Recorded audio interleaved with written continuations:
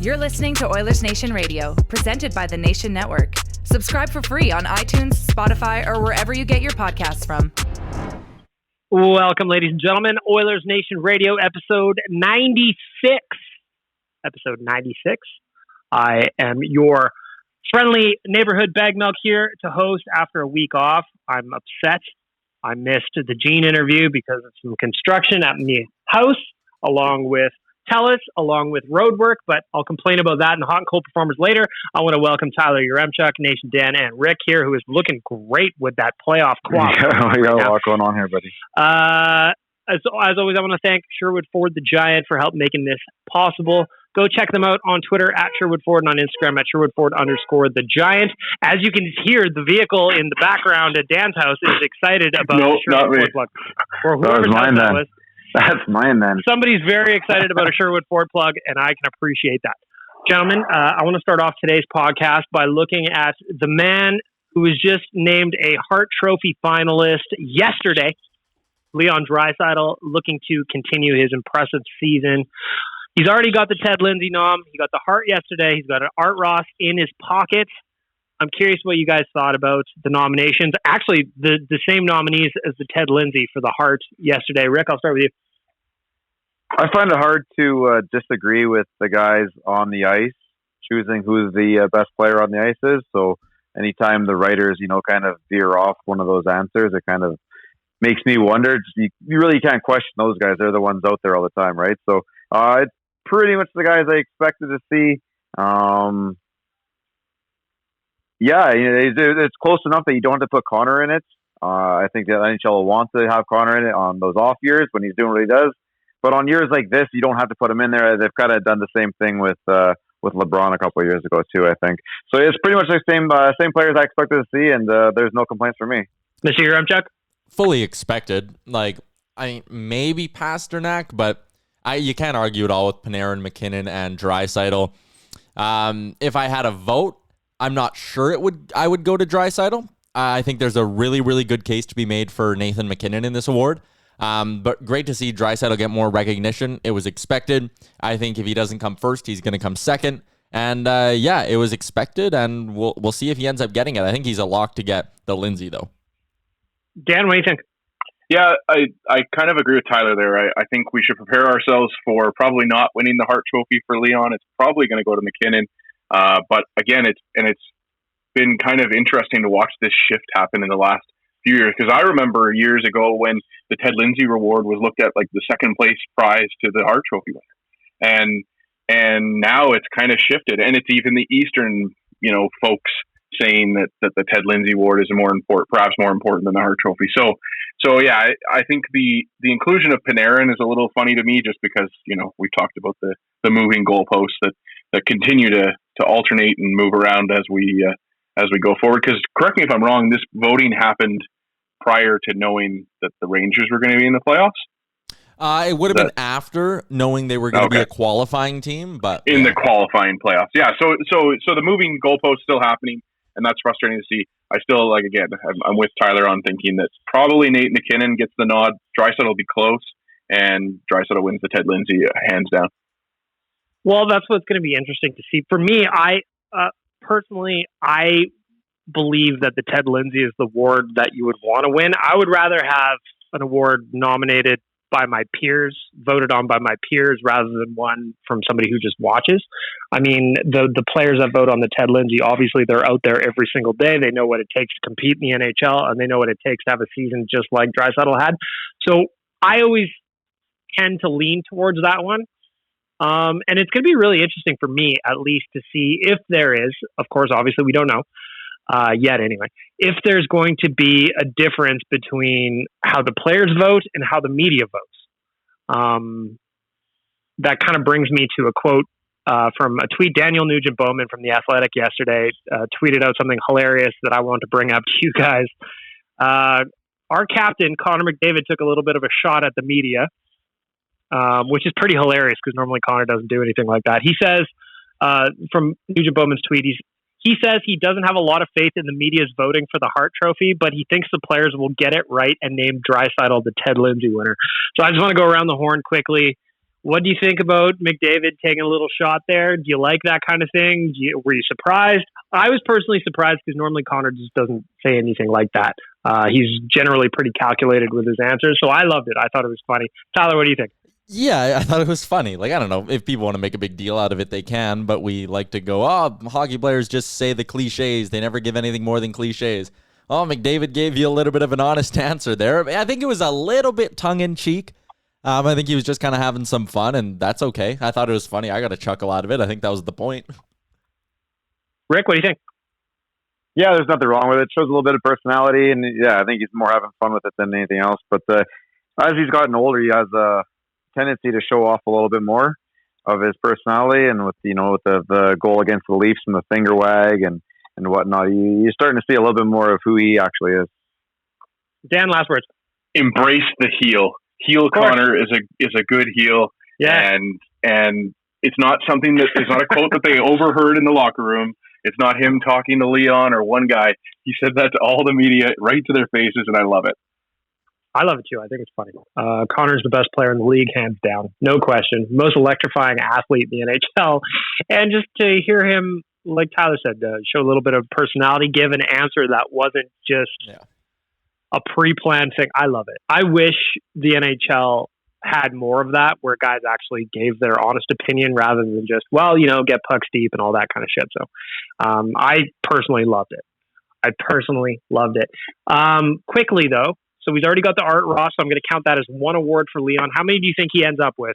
I'm going to go with 2. I don't think he wins the Hart. I think McKinnon's probably going to win it. I'm going to go with Ted Lindsay and the Art Ross. Anybody think he sweeps all 3? Yep. I think he has 3 trophies, but I think one of them is the Stanley Cup. Oh, nice. Good for you. That's the 4th one. But Rick, you honestly think he sweeps, eh? Yeah, man. I just think that he had that. I think he just had that much better of a season than other guys. That anything that you would have used to close the gap, he just has enough of a lead. He's got the points. He's got that one bad month, and everything outside of it has been that much better. And he got away from Connor. So the one thing that was really holding him down, as a ridiculous argument, was that he's playing with Connor. I think he got away from him and did what he did with the line of Nuge and Yam. That I think he's done enough that he'll get it. He'll get both of them this year. Tyler, before I move on to you, I just want to go. The reason I think McKinnon's going to win it is if you look at his season. He had 93 points. The next closest player was a defenseman on the Avalanche, which was Cale Makar at 50. Yeah.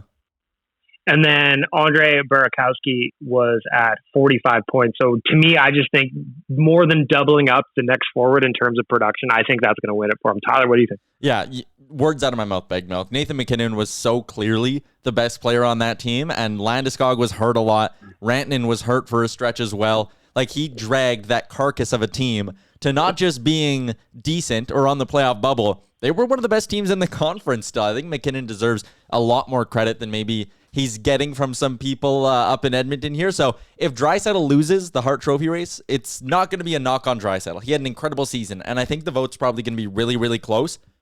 But I'll say he gets 2 awards. He has the Art Ross. He'll get the Lindsay. Maybe the Stanley Cup makes it a 3rd, but I'm not going to be upset, and I'm not necessarily expecting him to win the Hart. If Artemi Panarin finishes ahead of Leon Draisaitl, we riot, though. Yeah, and that one's different, too, because, one, like, how many years did we hear, can't win it if you're not in the playoffs, and now he's getting a second. Like, they very well could have been a playoff team, which is interesting. And the other thing is, he didn't exactly do it all on his own, either. Like, Mika Zibanejad was, top 15 in league scoring, even though he missed some time with an injury as well. Like, just like Draisaitl and McDavid were on separate lines for part of the season, together for a bit. That's the same thing as Zibanejad, who 12th in league scoring, my bad, and Panarin, right? Like, he had a guy who was helping him out a lot. And I'm not saying Zibanejad's on the same level as McDavid or anything like that, but if you're going to knock Draisaitl for playing with another guy who had a great year in McDavid, you also have to knock Panarin for that same thing. And it's McDavid on one knee. Yeah, that's kind of the other caveat on things, right? Well, a little bit later in the podcast, we're going to welcome Reid Wilkins to the show, and we're going to ask him about training camp. And I want to ask him about Riley Shane's quote about Connor seemingly having a step up. So I'm really interested to see, Reid's been down at the rink watching. So I'm curious to see how that goes. But before we bring him in, I want to ask you guys about the drive-in beer garden, drive-in, beer garden, drive-in, don't drink beer garden. I just want to ask you guys what you think about this. So this was making the rounds this morning. CBC posted an article about a plan the OEG has to have kind of a beer garden plus a drive-in area to watch where you're able, as an area to watch the game from your car. Brownlee wrote about it at OilersNation.com, just saying this is a recipe for disaster. You got to assume there's going to be some folks trying to wander their way to the beer garden from their car and then going back in to drive. So I'm just curious what you guys think. I was surprised that they thought this was going to be something that would fly. I mean, I completely understand there's going to be regulations. There's going to be people supervising. I mean, in theory, at least hopefully. I'm just curious what you guys think. Dan, I'm going to start with you on this one. I love that this is the angle that they took. There's the headline is horrendous. Calling it a drive-in and a beer garden is just a nightmare for them to start off. And I know Rick's going to go on that a little bit more than I do, but just it's just kind of a tone-deaf announcement that we come to expect. And, it's not really that big of a surprise, but I encourage everybody to, instead of going to that beer garden, come follow us on Twitch at Official Oilers Nation. I followed yesterday, Dan. I'm excited. Before I get to Rick, I'm going to give him the last word on this. Tyler, what do you think about the drive-in beer garden? I kind of I threw out a little bit of a tongue-in-cheek, but also not, because the headline is deceiving. The headline is hockey drive-in and beer garden planned for downtown Edmonton, which makes you go like, holy shit, whose idea is this? And I retweeted a little meme after that said the EPS check stops will just be waiting a block down the road for everyone. But like, okay, first off, the Edmonton Journal probably should have sent out or CBC Edmonton should have had a bit of a better headline with that. Also, the idea of even just a beer garden with 1,000 people, 500 people, like you can't do that. We're still in the middle of a pandemic. Go to the Pint. Be socially distanced at the Pint if you want to go watch the game somewhere. Do not get crowded up together in a beer garden with a large screen. That seems like take the drive-in part out of it. That still seems like a recipe for disaster in a pandemic world. Well, if there's one thing that I know drunk people love doing, it's following the rules and maintaining social distance. Yeah, you're right. It's funny how the drive-in, the beer garden, those two things combined, people are like, what? And that was completely ignoring the fact that we are still in the middle of a pandemic. Rick, final thoughts on a drive-in, beer garden, pandemic playground? Without seeing exactly what's happening here, I'm going to assume they know what they're doing. I'm going to say everyone's losing their mind for a whole lot of nothing. It's going to be a viewing area where you can watch it from your vehicle. I think they're doing it with movies at Southgate right now. So it'll be that type of thing out here. And then also coupled with that, for people that don't want to drive and watch there, I'm assuming, again, the beer garden is going to be like an outdoor restaurant bar. There'll be tables. It'll all be seated service. It'll all be the exact same rules that I have to follow, that every other bar has to follow. There's no way, and I really hope I'm right here, there's no way they're actually just shoving people in there and doing like the Raptors watch party, the Leafs watch party. Like, it just won't be that. They can't do that. That's not it. You haven't seen what there actually is out there yet. There's no way they're doing that. There's just no way. We need a sad picture of Rick with this look. Well, it's just there is like people come out of that. Just a massive that just won't be a thing. There's just no way that they're actually going to do that. Nobody would okay it. They wouldn't even ask for it right now. I guarantee you, it's just going to be an outdoor fucking patio where you can watch the games from seats. You're going to be served. They're going to actually hire local staff in order to run this. So yes, go to it. Go watch there. Go to the bars, because they can't fill up as many people as I'd like to get into my bar. Trust me. So I don't need all those people now. So let's spread everybody out and spread the wealth and help this industry survive at least a little bit here. But there's no fucking way it's just going to be like a Raptors thing. So when people are losing their mind like this, like, calm down, everybody. It's just two wrong words that close to each other. That's why that looked bad. And then beer garden sounds a lot worse than what they're going to have there. As someone who deals with the TSN 1260 text line a lot, let me tell you, if they threw a Raptors-like party and branded it as like the no social distance Oilers party, they would get over 1,000 people there. Yeah, of course they would, but they just wouldn't. they're not stupid enough. I mean, you don't even make fucking money at that thing. You get in the middle of it, you can't go anywhere. So yeah, no, it's not happening. Everybody needs to calm down. It's gonna be okay.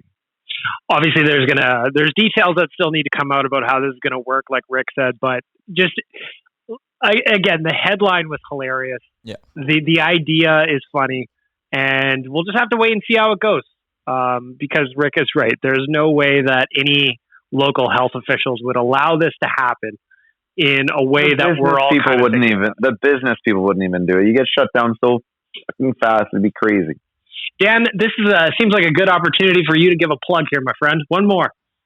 Twitch.tv/official Oilers Nation, the digital watch party where you can tune in from the middle of nowhere with nobody around you, and you can talk to hundreds of Oiler fans. We'll have a scoreboard up on the screen. We're going to have prizing and chat and all that good stuff, and it's going to get better as we go along. So just definitely tune in to twitch.tv/official Oilers Nation. No COVID can spread through Twitch. That's a scientific fact. It's true. It's true. No, it's not. Should we step aside for Wilkie? Absolutely. Yeah. We're going to take a quick break. Thank you again to Sherwood Ford, the Giant out in Sherwood Park, Alberta. Follow them on Twitter at Sherwood Ford and on Instagram at Sherwood Ford_the Giant. You're listening to Oilers Nation Radio, a member of the Nation Network of Podcasts. Thank you very much, handsome Tom Gazzolo. I am very thrilled to welcome our guest today. You know him from Inside Sports on 630 CHED. Weekdays from 6 to 8 o'clock. He is a friend to everyone. I rate everything that happens with 3 reads out of something. It is Reid Wilkins on Twitter at Reid Wilkins. Welcome to Oilers Nation Radio, my friend. Well, little known fact, that's actually Tom Gazzola's full name, Handsome Tom Gazzola. So it's good that he turned out to be so handsome because his parents named him that. Tom's his middle name. His first legal name is indeed Handsome Tom Gazzola. So I appreciate that. I feel, I don't know what the word is. The Reid head things is like an odd tribute. Like I am kind of touched by it. They usually find a way to use those Reid heads. Bit of an older photo now, old pair of glasses, and the beard which comes and goes. And the hat is obviously photoshopped on because I would not wear my hat that way. But I do appreciate how, it's often 3 out of 3, but there have been occasions you've been unhappy, and it's 3 out of 160 or whatever. So good for you for finding unique ways to use it. Well, you know what? We got to get creative, and rather than make a new Photoshop every time, I'd rather just use the one that I did several years ago. So I think that it's aged well. I think it's a accurate ranking system, and I'm glad that you are the face of how we rank things around Oilers Nation.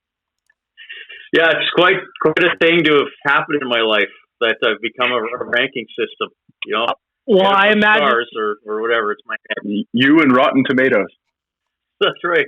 I imagine when you were getting your starts, this was always your dream, was that you would be the ranking system for a shitty blog several years down the road. First of all, it's not shitty. Don't say that. know that it's not. Definitely, when I started broadcasting, it was 2000, and you could use the internet at my workplace in Lloydminster, but it took so long to dial on, it wasn't really worth looking something up because it was, you actually had to dial in, and then when you loaded a page, it was the sort of gradual reveal of the page. So it wasn't. Yeah, I wouldn't have even known if you would have said, "Hey, there's a blog." I would have been like, "What is that? Like a horror movie that's coming out? Some sort of food?" That would have been my reply. It is on some days. Reid, the Oilers, they have a game next week on Tuesday. We have got a exhibition game against the Calgary Flames, and I'm just kind of curious. I'm personally excited. Obviously, we're all fans of the team. We're all fans of hockey. But as a broadcaster, I'm kind of interested in your take on it. What are you expecting from that game on Tuesday? Are you expecting both teams to kind of go at it? Are you expecting them to kind of dip their toe in the water and ease through 60 minutes? What do you think from the Battle of Alberta that's going on Tuesday night, the 28th? I think the hockey will be probably a bit sloppy, especially early in the game because it's been so long. I mean, it can be so unpredictable with those two teams because there are scores to settle. I mean, I don't think the Cassie and Kachuk thing is ever going to go away just because they fought, right? And then everything else happened in that game in February. I think the teams will stand up to each other, but I doubt that there would be anything really wild because I don't think anybody wants to get hurt or get suspended just coming back and going into the qualifying round. So it wouldn't be surprised if it's probably sloppy. Maybe there's not a lot of hitting, especially early in the game. But I'm really curious to see how the teams come back because it's been such an unusual way to have a break.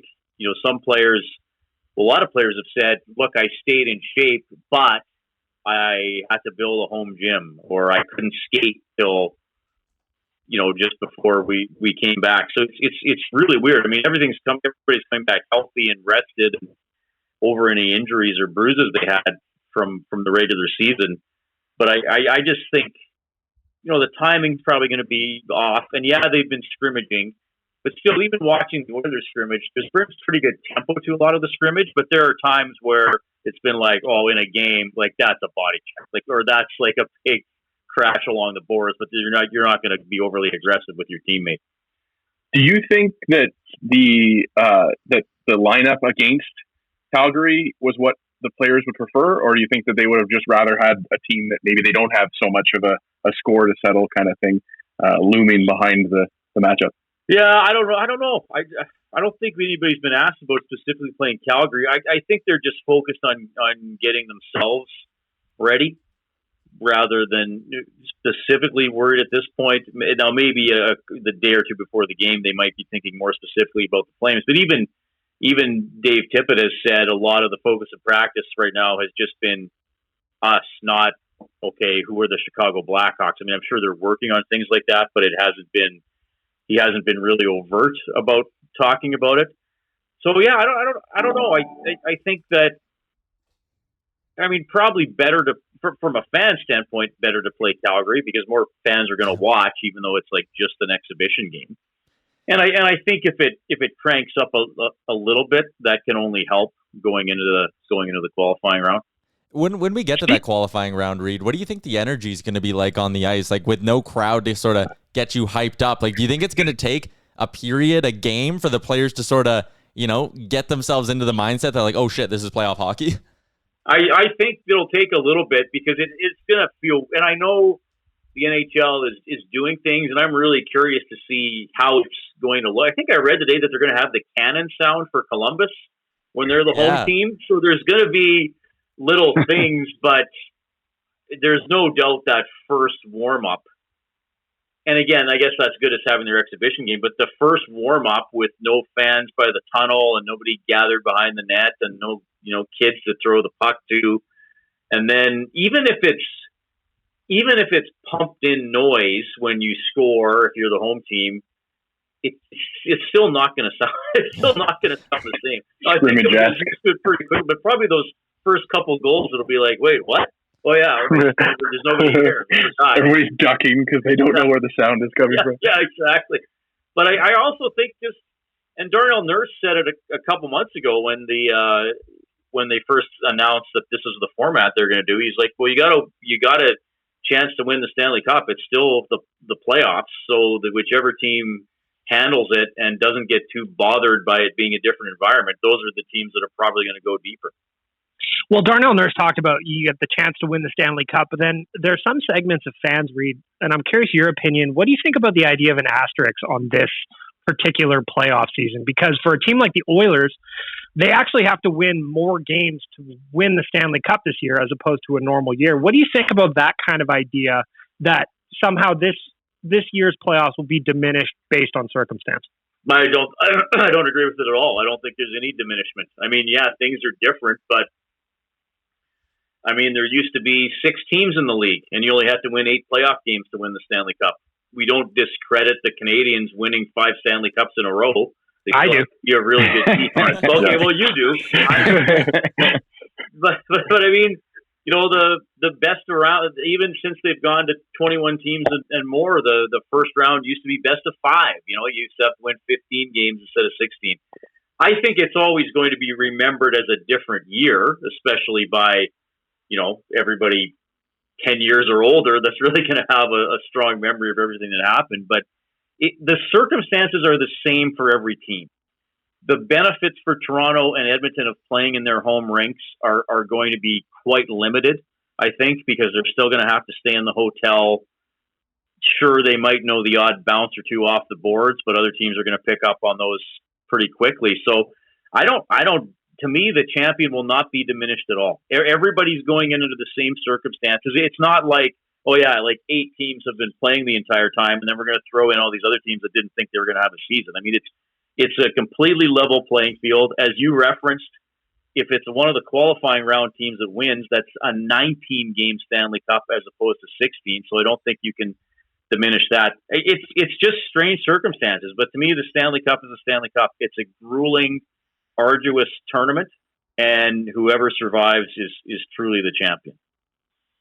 Looking at the playoffs, you talked about training camp a little bit and how, some guys would throw a hit here or maybe there would make a save there. Looking at the Oilers as they go up against Chicago, what's kind of the biggest question in your mind regarding either the roster or how it's played or how this is going to play out? Like, as an example, to me, I think the biggest question is going to be goaltending. And it's simply going to be because we've had 132 days since Mikko Koskinen or Mike Smith stopped pucks competitively. Do you know what I mean? I think goaltending is going to be a big one. What do you think is going to be a biggest question mark for the Oilers going in against Chicago? Well, I agree on goaltending. I think the penalty kill still has to be a question mark, even though it was excellent throughout the regular season. You still have to get back into that groove, and goaltending figures into that as well. And I still think, even though the Oilers are a deeper team than they've been in the last couple of years, are they truly deep enough to go all the way to the Stanley Cup final? Like, are they truly as deep as St. Louis and Boston going head-to-head for 7 games last spring? And Dave Tippett referenced it a lot when he was hired, that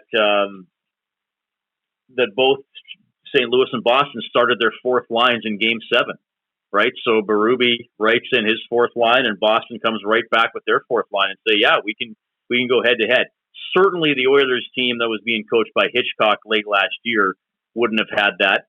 Okay, this year, let me ask you this: if a team starts the fourth line in a game, is Dave Tippett comfortable writing in Kara, Chiasson, and Neal? Is he comfortable writing in Athanasiou, Archibald, and Sheahan? Probably. Probably you could at least feel, I trust those guys. But I still think that depth is a bit of a question, and probably just the depth scoring. And again, there is more than they've had in the past. They have 10 guys who scored 10 or more goals during the regular season, including Ennis and AA, who were at it at the deadline. But what if I still have that thing in my mind? Like, what if all the depth guys dry up at the same time? Like, we know the big three are going to be fine, and Yamamoto's probably going to be fine. Okay, Cassian's dried up. Can Chiasson jump in and play on the first line? Can Ennis, because they have that ability, but I'm still not totally convinced that a couple of the secondary guys will always be going, right? Will always be chipping in. As somebody who's been down at Rogers Place for training camp, is there anybody that's kind of stuck out to you in terms of, wow, he looks better than I expected, or, he's ready to play? Well, yes, but they're both guys I don't know necessarily we're going to see in the tournament. And first of all, Ryan McLeod up front. Now, he's on the sixth line, basically, with Benson and Marody. And sometimes they don't even participate in the main practice. They'll do the Black Aces stuff either before or after. But I think that's encouraging for the future because he is really fast, and he's been showing that he's more confident making plays and getting to the net. But on defense, it's Philip Broberg. And he's playing his way up the depth chart. And again, I don't know if he's going to get in, but if they run into issues on defense, he's done enough and with Mike Green not coming, he's done enough where you'd have to think like, heck, maybe. He's thrown a couple of hits when there have been hits. He can skate. He scored a beautiful goal on, I think it was Saturday, when he came down the right side and went around a defenseman and held the puck and got all the way to the far side of the crease and slid it in, like a really composed goal. He scored another goal later in that scrimmage where he joined the rush, and I think he teamed up with James Neal for a goal. Like, he's looked better than Bouchard. He certainly looked better than Lagesson, and he's more dynamic than Caleb Jones. Jones is obviously older and more experienced, and I think is a pretty solid player. And he's kind of just more youthful and bigger than Chris Russell. So I'm not saying he jumps exactly ahead of those guys, but he has some skill sets that other players already on the Oilers don't have. So it's really intriguing to see how Broberg is going to be handled, not just through this, but if it changes plans for him over the next year or two. Well, speaking of Broberg, actually just today before we got started, Ken Holland did say that he's going to be joining the defensive group in the bubble when the plan was originally that he was going to go back to Sweden. Obviously, Mike Green opted out, which created a spot. Any surprise from you, having seen him play throughout training camp, that he's sticking with the team, regardless of whether he gets into games or not? No, none. I mean, he totally has earned it. Like, he's played well enough that they have to keep him as an option, even if he's 8 or 9 on the list. Like, I don't see how you could not keep him around the team, and I certainly think the other players have noticed it. And you're right; he may not be the first guy in, but if this, like, to me, if they get a couple defensemen injured, it might be him who goes in, and maybe even ahead of Bouchard. Now, it depends who's hurt. If whoever might be out is more of a power play guy, well, then maybe Bouchard might be more likely to step in. But yeah, I couldn't, like, sounds weird to say after a week and a half or almost 2 weeks of training camp, but it's hard to imagine that they couldn't include Bro. Like, Tippett said it well. You don't watch him and say, well, he doesn't quite fit in. You watch him and say, yeah, like, totally fits in. And if I hadn't been around the Oilers for the last 3 years, I'd probably think, oh, heck, that guy's, probably 21 or 22 and is on the verge of becoming a regular and maybe has already played 40 or 50 games in the NHL. That's how he looks. Do you think maybe in previous regimes he may be included as a player who would be participating? Well, sure, if you want to reference the last few years of the decade of darkness and talk about the whole... I mean, again, that's the whole Justin Schultz thing. Justin Schultz is a second-pairing defenseman who can run your power play. The Oilers, straight out of college, had to say, okay, buddy, you play the most 5-on-5, you run every power play, and you kill every penalty. Go, you're free now. 27 minutes. Justin Schultz. Justin Schultz is like, what? I've never played in the NHL before. So on episode 96 of Oilers Nation Radio with Reid Wilkins from Inside Sports, he's calling it right now. Philip Broberg is winning a Norris Trophy. Yeah, next year as a rookie. Well, he'll win the Conn Smythe this year, of course, like Ken Dryden, and then win the Calder the next year and the Norris. Perfect. I'm glad we got it recorded. Over the last week here, like, we've seen a little bit of, like you said, Broberg probably gets in before Bouchard, or does he? And people on Twitter were like, how could people even be saying he's better than Bouchard already? Blah, blah, blah, blah. For me, I choose to look at this and go, man, look at this blue line the Oilers are building. Like, in 3 years, if Bouchard and Broberg are in the NHL and Clefbaum's here and Nurse keeps developing and Bear keeps developing and Joe, like, they have so many options back there. Well, I think you nailed it, Tyler, how hopefully the organization is improving, that as we referenced with Schultz or whatever, players aren't being put in the lineup before they're ready, and they aren't being asked to do things that they haven't learned how to do yet. Bear and Caleb Jones were drafted the same year as Connor McDavid. Like, don't forget that. That was 2015. And just now in the 2019-2020 season, did they really become established NHLers? And I think Caleb Jones will probably still be scratched, at some point throughout the playoffs. I don't think he's quite full-time. So finally, I mean, that's how organizations succeed long-term, right? Is you have internal depth. You don't chase free agents. You don't make risky trades to try to build your roster. And I've talked about this with a couple people at work, and one of my buddies has always said, like, you should be able to just call somebody up from the minors to be a number 6 defenseman for 2 weeks, right? Who's like a really good AHL player, and you can just call him up comfortably and say, okay, buddy, like, you got to play 14 minutes a night. We don't care if sometimes you ice the puck as long as you clear it. We're not expecting you to get forced 4 assists a game. And the Oilers have never even really had that. It's like they're calling up, oh man, this guy would be like a number 11 defenseman in most organizations, and the Oilers need him to call up and play in the second pairing. That's a good point, Tyler. It's a transformation of the defense, and Chris Russell's not going to be around forever. We'll see what happens with Adam Larsson, obviously, but you don't look at it and say, oh, when players are like that are gone, who do we have? You look at it and say, okay, at some point that player might retire or leave as a free agent. There's somebody who's going to be seasoned who can fill the hole. Speaking of seasoning, Reid, I would like to use this opportunity to shout out our friends at skipthedishes.ca, because all of their food is coming properly seasoned right to your door. Get yourself something to eat. Skipthedishes.ca. Thousands of restaurants available around the city, all different types of cuisine, whatever you are feeling at that particular moment. Or do like Rick does. Order several meals from different places and get courses showing up at your house throughout the day. And as Tyler always says, absolutely. As Tyler always says, be sure to tip your drivers, because they are putting themselves at risk to make sure that you're fed. Skipthedishes.ca wants to make sure that you are eating well regardless of the time. Go get yourself something to eat. You're a growing boy. Yep. Reid's a growing boy, and I know he wants something delicious as well. I really am. Of course. Reid, before you jumped on with us, we were talking a little bit about Leon Draisaitl being named a Hart Trophy finalist. He's already got the Art Ross in his pocket, got nominated to Ted Lindsay. We were kind of split a little bit in the group, thinking whether he'll sweep the awards or not. Personally, I think McKinnon will get the Hart, whereas Leon will get the Ted Lindsay. What do you think about Draisaitl's, just his season in general, and being nominated for the MVP award by both the players and the media? Well, I think he should win both.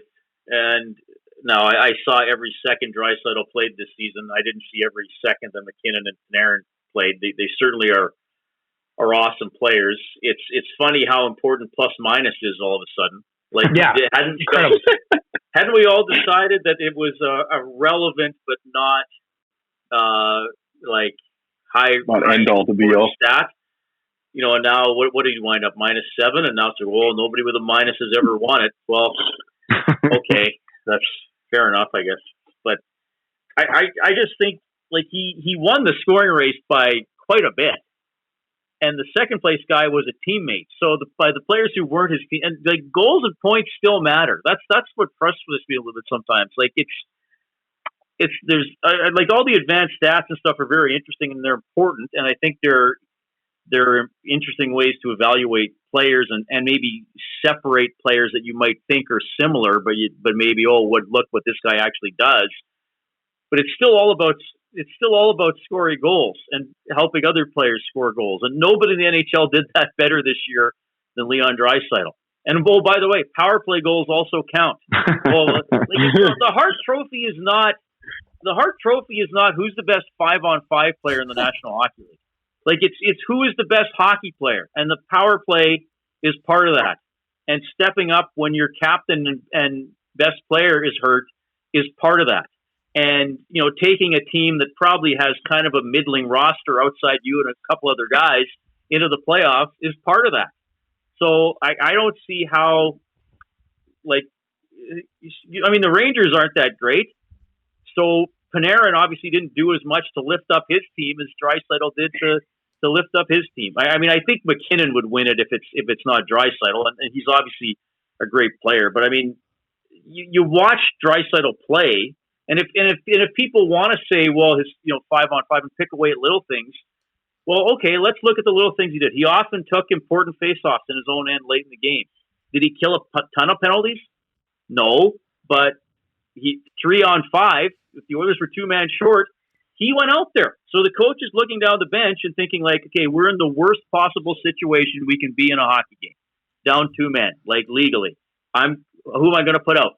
Leon Draisaitl. And usually he was quite successful in those situations. So I hear you. If there's one he doesn't get, it's probably the Hart. But I just think he had a complete Hart Trophy type season. And he can do it all, right? It's not like he was... look at his scoring. He was probably going to score 50 again. Yeah. So it's not like how passionate you are about this. He's primarily an assist guy. Well, no, he's got the best shot on the team. He's got the best one-timer on the team. He's got the best backhand, not just on the Oilers, all the things I just said in the NHL. So okay, so he's -7. All right, so he was on the ice for a bunch of empty net goals when the Oilers had a bad month. It doesn't detract from what he accomplished. I gotta be honest with you, Reid. I was expecting kind of like, well, you never know. We'll see what happens. That was passionate. There was passion for Leon Draisaitl. None of us. Here's the thing, guys. The Oilers have been rightfully shit on by media and fans around the NHL for a long time. I mean, preach. As someone who doesn't live in Cleveland or work in Cleveland, what can I tell you about the Browns? Well, they were awful for 14 years. I don't care why. So I get it. If you're a hockey fan in Boston, you don't necessarily need to know the ins and outs of who was coaching the Oilers and who was managing them. You just know that they were shitty. But there's a point where you have to say, okay, just because he's an Oiler doesn't mean I have to make everything about him and the team shitty. It's okay to say. So I do think that figures into it, where people can just be like, well, it's only the Oilers. Oh, well, they got all those top picks, so yeah, that just makes other players seem better than they are. I mean, he's legitimately a great hockey player. Yep. No question. I've got nothing to say to that. What can you say? Passionate. Yeah. I just to shift gears now. Of course, I come in and completely derail the thing, but something that's always kind of stuck with me. I love Jay Onright's books that he wrote, and Reid, you were featured prominently in his second book, an entire chapter dedicated to a road trip that you and Jay took. I encourage readers to go ahead and pick up the book at their local library, or Reid has it up on the screen. I'm holding it up now, but nobody, which doesn't play well through the audio. But hey, we'll try. More stories about pooping. But yeah, exactly. But Jay heaps a ton of praise on you in that book.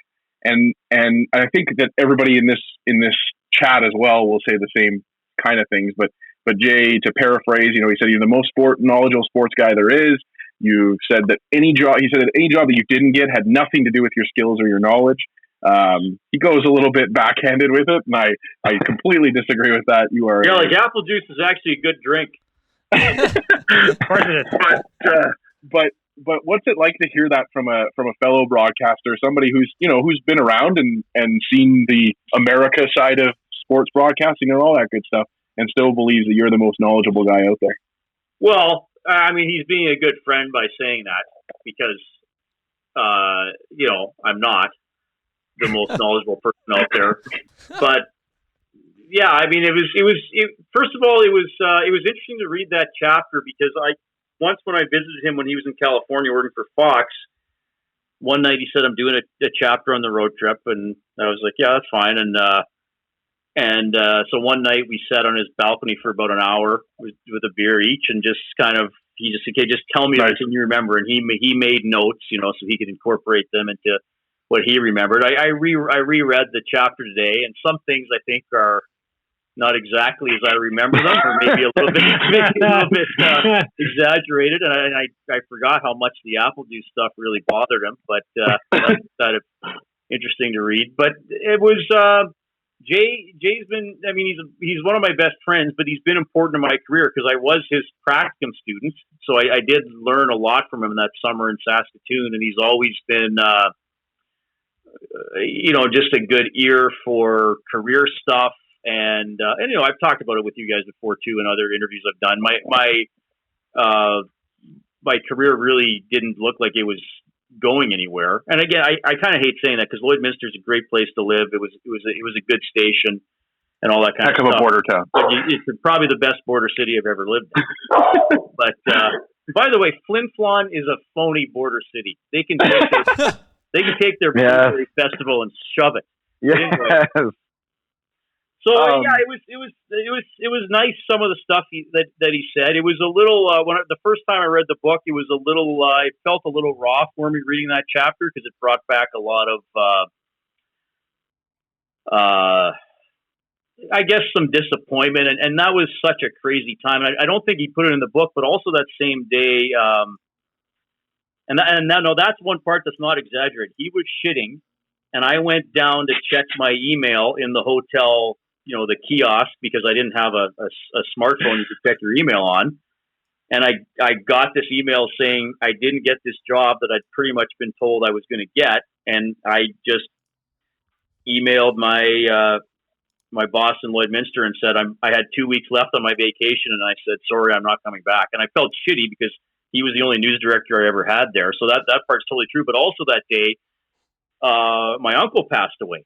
So he'd been battling cancer for a while, and I called my mom to kind of tell everything that happened. And she's like, well, I'm just going to call you. Like, your uncle died. And she was with him in the hotel and all this stuff. And, Jay's sick, and he's thinking he's going to have to miss the game. So it was an absolutely, I don't even know if I'm answering your original question, but anyway, you're doing great. Glad Jay wrote nice things about me. As a friend, I would expect that. And I think he definitely pumped my tires a little bit, which was nice.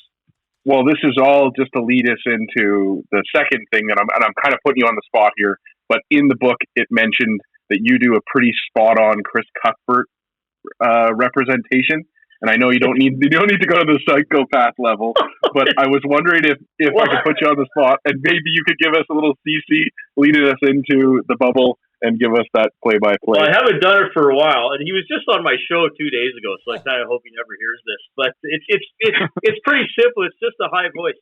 Here's Koivu working it over center. I have to kill you. Big shot, and that one just went over the net. There you go. And I don't think that's amazing. Koivu and Chelios were ever teammates, but anyway. No, it works. That's amazing. Thanks, Reid. Reid, back to the Oilers for a second here. You've been down at the rink for training camp. Last week, obviously, there was a little bit of a whoopsie-doo down at Rogers Place. Curious if you saw any of the flood damage or what's going on down there. Like, if you could give us kind of an inside look at what happened down at the old barn that's not so old. Well, I haven't gone to look at it. I have not gone to look at it. I've just seen the pictures.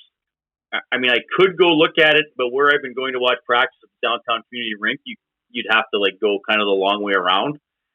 So I haven't gone to look at it. Everything I heard that night and the day after and since is that it's fixable. It obviously didn't look great, but I kind of knew, and it was happening during Inside Sports, but I kind of never thought that this is going to affect the games unless we later found out, 5 dressing rooms were flooded. But I thought just because of where they're located, it'd be unlikely that there was ever any water damage in there. So I know I saw the initial, well, there goes, no Hub City. We're out. Yeah. I never for a second thought that. If there would have been a game, the next day that fans could attend, I might have been concerned. I mean, that could have been the type of situation where if enough fans couldn't get into a building, they might have had to postpone it or something like that. But we're not even in that type of an environment. No, it was unfortunate to see, but I don't think it's a reflection on the building's built poorly. Like, it was an insane rainstorm. Right. And unfortunately, the hockey rink had water damage like a lot of other buildings did that night. But no, I never thought it was going to spell the end of the postseason being here. Yesterday, I know there was a lot of talk and hubbub about the walkway that they've created. Have you seen that yet? No. Because I think that might even go into that same entrance where there was some flooding. See, you guys got to understand, though, I'm going as little places. No. Yeah. Just because of everything, and I'm not even sure where you'd be allowed. And I know there are going to be media going to the games that won't be part of the bubble, right? Like, speaking of Cuthbert, and I talked to Sarah McClellan on my show this week, who's in for Minnie, and she can go to the rink, but she stays up in the press box and then goes to her hotel to do Zoom interviews after a game. So I haven't even seen that, but obviously, I'm sure it'll be pretty restricted as to who can enter it. Just on a personal level, Reid, what was it like for you? I mean, months away, just going back in there under the current circumstances. Well, it was a little strange to be going into the rink when it was like plus 25 on a couple of days. So it was really nice because I parked kind of across from the Ling Nan and walk in the LRT entrance, and it was just weird, like everything's green and it's like. It's really sunny. There's no snow on the ground. There's no puddles. So that felt a little surreal. And then you have to wear a mask, and you still do the metal detector thing, which we have to do anyway. And then you have to check off a form saying you're not sick, you're not coughing, all that kind of stuff. And then they do the temperature, shining it on your forehead.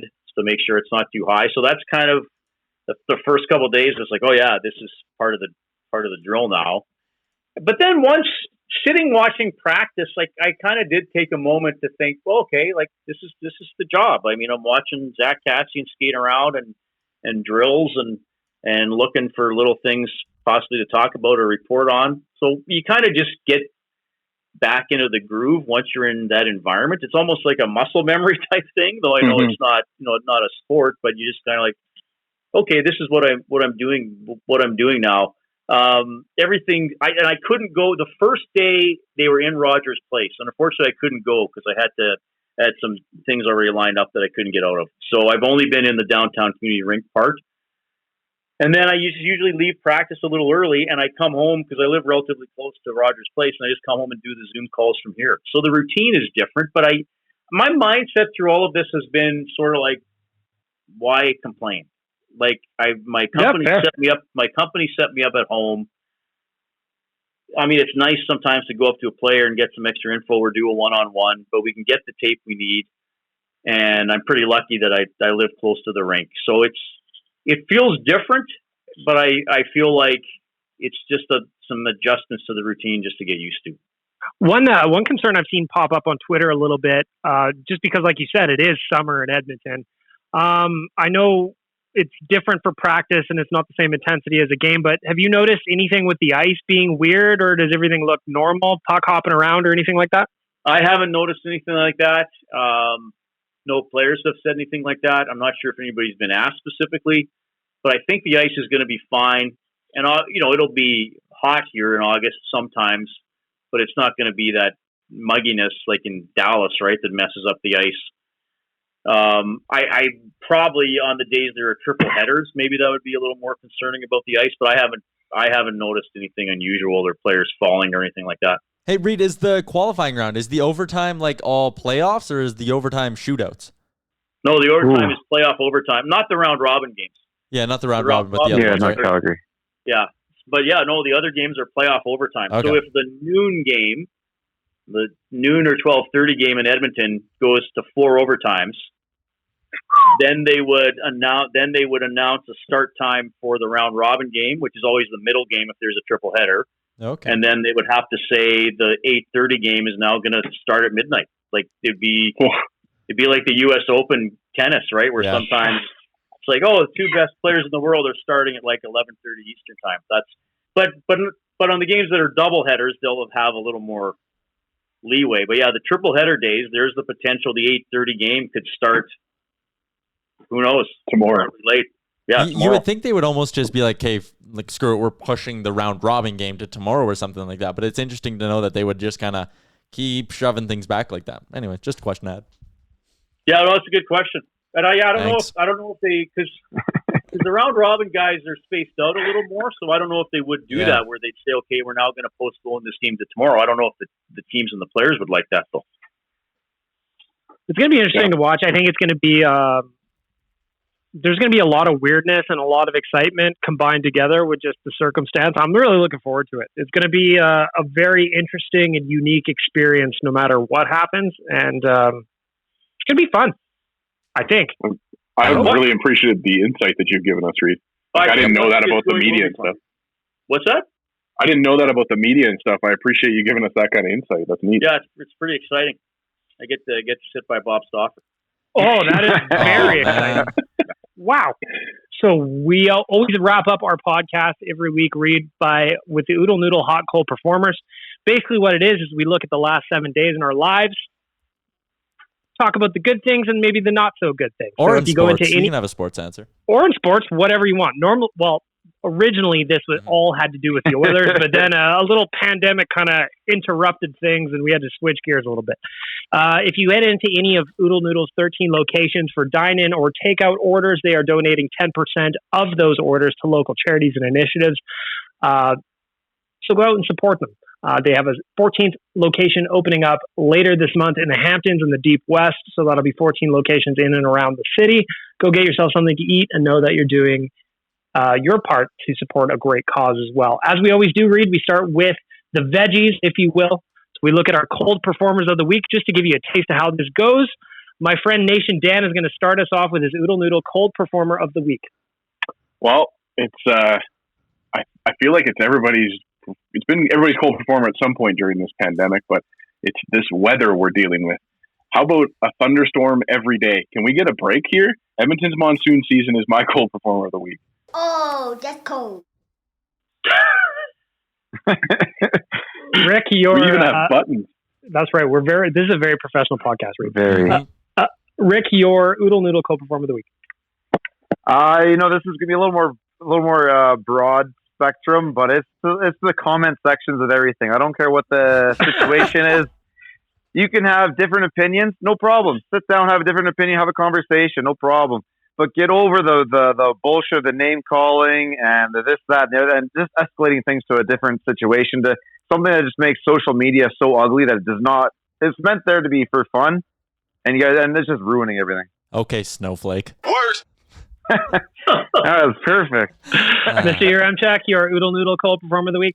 Government. I'm taking this the way. This is usually my chance to talk about other sports on this podcast. No one's letting the Blue Jays have a home ballpark. You caught that, eh? Government of Canada Pittsburgh says they can't no. play in Canada, so they want to go to Pittsburgh, and now Pittsburgh is saying that they can't go to Pittsburgh. I don't know what's going to happen with my beloved Blue Jays. They might need to be a AAA team for a year there, but it's too bad. Governments, figure it out. What?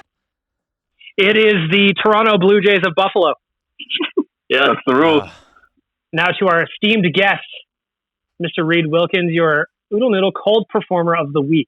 Well, I think Dan makes a good point with the weather. I'll say my cold performer of the week is the guy who texted Inside Sports last night who said not only will he never support the Edmonton CFL team anymore, he actually hopes the team folds as a result of them picking a new name. He would be this unnamed texter would be my cold performer of the week. What a pro Reid is. So dramatic. So dramatic. Just to wrap things up, my cold performer of the week. Again, I missed last week's podcast, the interview with Gene Principe, because the construction at my house is relentless. I've got siding going up. I've got TELUS doing fiber optic, and now they're paving the road that leads into my house. It is a disaster near me. The construction is going crazy. Construction is my cold performer of the week. Flipping the ledger to the positives in our life, I'm going to go ahead and kick off the Oodle Noodle Hot Performer of the week so that I'm looking at Tyler. He's the only one that's likely to steal this from me. DJ Khaled and Drake, Popstar. Ooh. That track is a smash. That is my Hot Performer of the week. Yes, sir. Cash money. Absolutely. Nation Dan, your Oodle Noodle Hot Performer of the week. I'm going to steal from Tyler's book here and go to another sport. It's the Kansas City Royals for doing what all of baseball fans wanted them to do and plunking 3 Houston Astros yesterday. The only asterisk that I would put on that is that the pitcher kept pretending that the ball was slipping out of his hand, but definitely absolutely expected. And Jose Altuve falling flat on his face. Put some respect on my name. Rick, your Oodle Noodle Hot Performer of the week. Hockey's back, man. We're 5, 4, 6. I don't know. We're a couple days away. It's back. They've gotten through pretty much everything. They've gotten, we have one more step of getting into the bubble here and not having anything go sideways on us. But I think we're close enough to the point where I'm willing to just shout out that hockey's back, and I couldn't be more excited. Yeah. That's amazing. Tyler, your Hot Performer of the week. I was going to give some love to the fact that I can bet on a plethora of sports once again. I had money on that Jays-Red Sox exhibition game yesterday. Whew, I was excited. But no, my hot performer this week is going to be Jack Michaels, who joined the Real Life podcast on Monday, and he stuck with us through some just horrendous technical difficulties. I did not know what was going on. Low point for me as a producer, high point for the podcast, because the conversation with Jack was a ton of fun. I like this right here. Saving the best for last, we are going to Reid Wilkins for the Hot Performer of the week. Well, Jack Michaels is awesome, but my Hot Performer of the week and perhaps of the pandemic, I'm going to give to Sherbrooke Liquor Store for keeping people, stocked up. I went in there today for the first time in months to bring some stuff home, but I have enjoyed their delivery service on a couple of occasions. which was very efficient and very easy to order online. So I'm going to give a shout out to Sherbrooke Liquor, best beer fridge in the city. You can get Nation beer there. Yeah, I get Nation And beer. I did order Nation beer from there last time I got an order. There we go. Very good. There you go. Wonderful. Reid, I want to thank you very much for joining us this week. Inside Sports weekdays on Ched from 6 to 8 p.m. One of the only sports shows in the city that will have me on. Yeah. That's One of terrific. or the only? Actually, you know what? The only. Gregor won't even have me on a show, but Reid will. So I'm very, very grateful that you're Well, you're here. a very good guest. Thank you. I'm very, very, very thrilled that you were here with us today, Reid. Thank you for being a friend. Thank you for being here. And thank you to Sherwood Ford, skipthedishes.ca, and Oodle Noodle for making all of this possible. Please download and subscribe to the podcast. We are currently the 199th ranked sports podcast on Apple. We want to move up to 198. And you subscribing can help. And guests like Reid will also help. Thank you very much for listening. That's Reid. Oilers Nation Radio. Have a great weekend, everybody. Thanks for listening to Oilers Nation Radio, a member of the Nation Network of Podcasts. Make sure to follow us on all of our social media to stay up to date and never miss a podcast.